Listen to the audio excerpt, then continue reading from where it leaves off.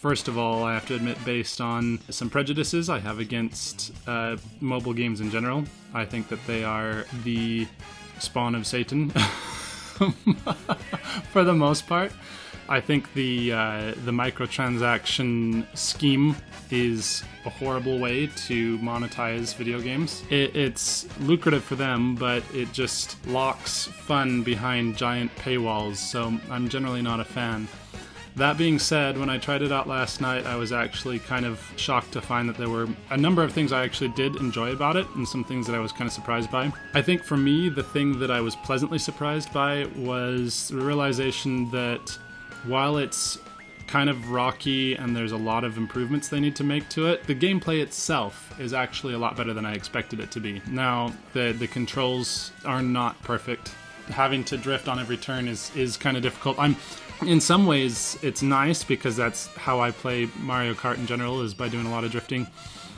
So like if you're coming around a big long turn, then I was able to kind of race almost as if I was playing a normal Mario Kart, and those parts were fun. But when you want to like just do a slight turn to go around an obstacle or grab a box, suddenly it's really hard because you like have to jump to the side to turn that way, and then you keep going that way, and so then you have to turn the other way, and then suddenly your movement from side to side turns into this crazy out of control back and forth drift. A little tango just to get the stupid item blocks or to get out of the way of an obstacle. Yeah, so like it's not perfect, but I was honestly at the same time surprised that it was better than I had expected. And for a while I was quite enjoying myself. I was like, maybe I'll keep this for a while and see what I think. One of the thoughts that I had for ways they could improve the controls is by using a gyroscopic mode. But then I realized that they did have one, and so I tried that out for a while, and it's garbage. Like, the turns, it's not tight at all. Using my finger to make the turns felt natural, but when I was trying to use it with the gyroscope and drift at the same time, it was like a drunken driver trying to, just get around this stupid track. It was really bad. I turned it off pretty quick.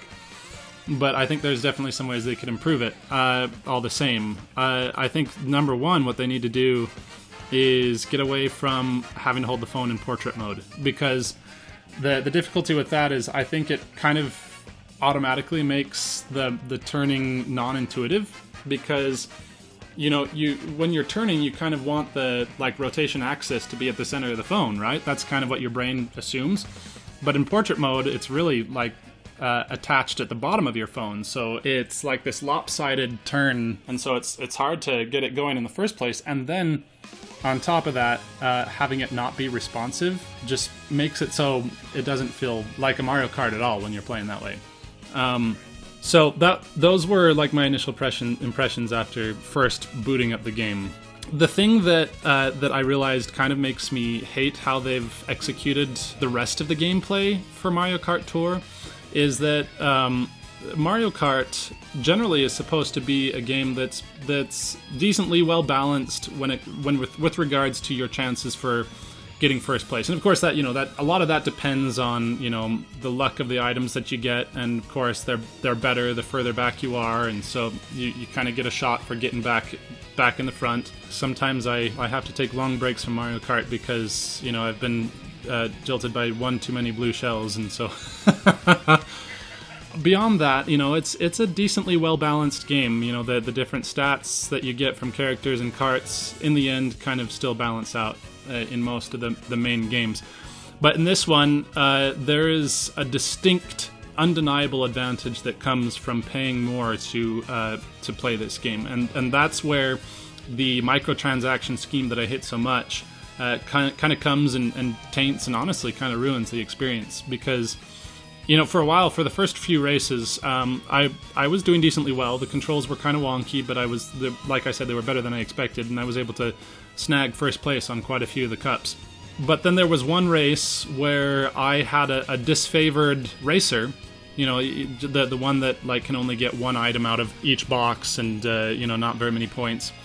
And I was racing just as solid as ever, but I could not get out of 6th place, and I was looking at the first place guy and realized he was one of those that was the favored racer for that track. So he got 3 items per box plus a frenzy mode, like honestly, at that point, it's honestly completely imbalanced in favor of the people who pay enough to make sure they have the characters, the favored characters for every track. You know, at that point, like, I'm sitting there thinking, well, there's literally no way that I can hope to win this race, because regardless of how good I am, this person in front gets 3 items to my 1, and, you know, and then they have the chance of getting a frenzy mode all the time. Honestly, there's nothing you can do about that. And so at that point, Mario Kart, which is supposed to be a game of skill, becomes a game of, did you pay the money we want you to pay so you can get the stuff that helps you win, you know?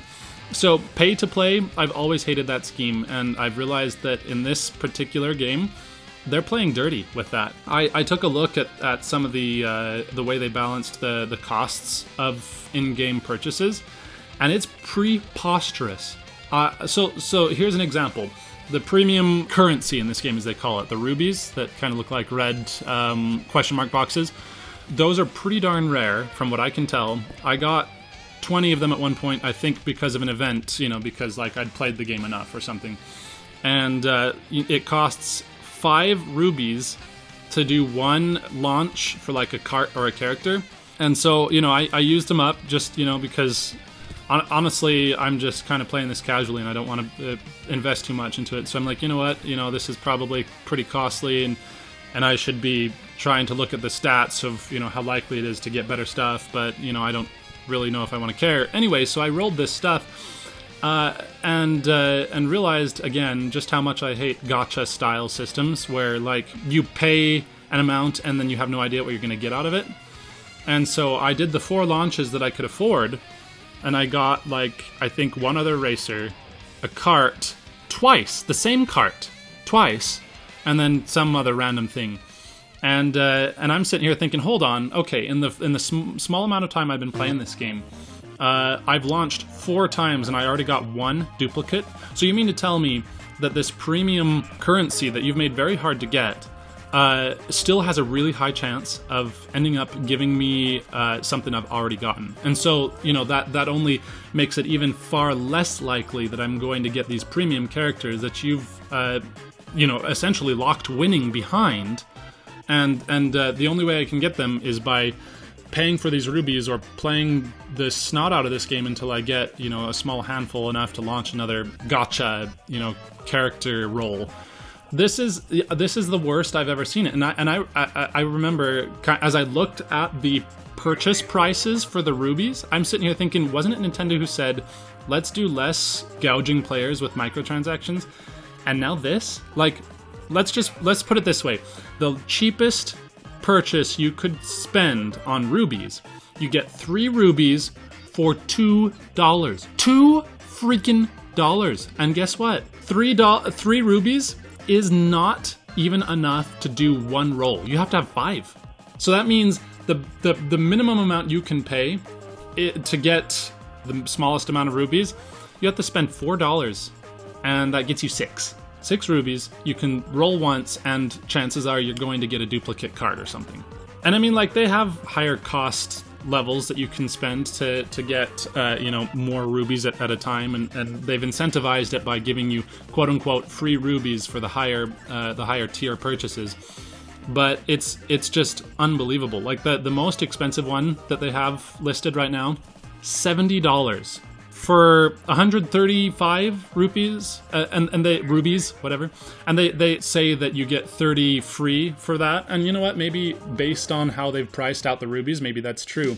But heck no, there is no way I'm going to spend more than the price of a AAA game to get, you know, a couple dozen rolls, you know, if that, for something that is probably going to give me 1 billion duplicates.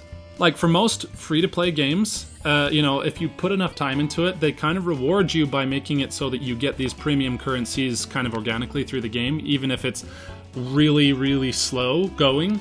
And so, in the end, you can still kind of get past those idiotic gacha-style systems to, you know, to get some better stuff. But the problem with Mario Kart Tour, fundamentally, is that Whereas I feel like most free-to-play games are based on the idea that, you know, well, we're not going to completely strip down the game if you don't pay. You're just going to take longer to get to the stuff that the people who pay get to have.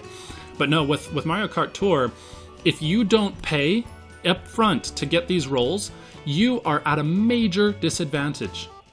Because there is almost literally no way for you to win in a game that's already based on a ton of luck, you know, based on, the rolls you get. And I mean, you know, I'm not saying that Mario Kart isn't based on skill, because there's definitely skill involved. But there's a ton of luck, too. And to suddenly, like, completely skew that by saying, you know what, though? For these people who pay us oodles of retarded amounts of money to get a character, we're going to give them an advantage so significant that they could be the crappiest Mario Kart player in the world and still beat you handily. But I guess the thing that I've come to is, like, I realized that the idea of having a mobile Mario Kart was more appealing than I thought it would be. And that, you know, with proper execution, it could be a really good idea. But the fact that they've locked the basic ability to just simply freaking play the game behind these systems, when generally you can still decently enjoy a free-to-play without having to pay a dime. And now that this is the most aggressively monetized free-to-play game, quote-unquote, that I have ever seen. Because literally, like I've said, basic gameplay is tied to whether or not you have a decent character. And so a game that is already based that much on luck, it's not fun at all. You can just count on being 6th place or worse for the entire game until, you know, maybe the game finally decides to reward you with the scrape amount of rubies anyway to get you maybe a lucky roll. Although chances are you're just going to get another duplicate cart. I don't know. In the end, I've kind of come to this. I liked the idea that this could work, but I despise the execution. Mario Kart is a piece of garbage that has the potential to be something good, and I can see the ways they can get there, but I honestly don't expect them to fix the problems that make it so bad. Because, you know, it's kind of the entire basis of monetizing this game, and they've done it so aggressively that it's just ruined its chances. That is ultimately why I say that mobile games are the spawn of Satan, like I started off with. They're based on locking people into addictive cycles where they don't realize that they're not having fun, and they think that if they pay that extra money, then maybe they will. They make so much money off a piece of garbage. I think the thing that makes me the most sad is that my initial experience made me realize that this definitely has a lot of promise, but I just don't think they're ever going to lower the paywalls enough to deliver on that promise.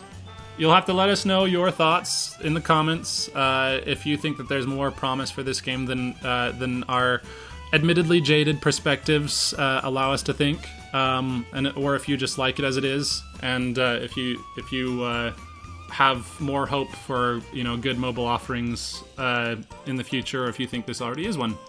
If you like this video at all, or agree, or not, but you still enjoy hearing us rant, then please hit the subscribe button as well. Keep it nerdy.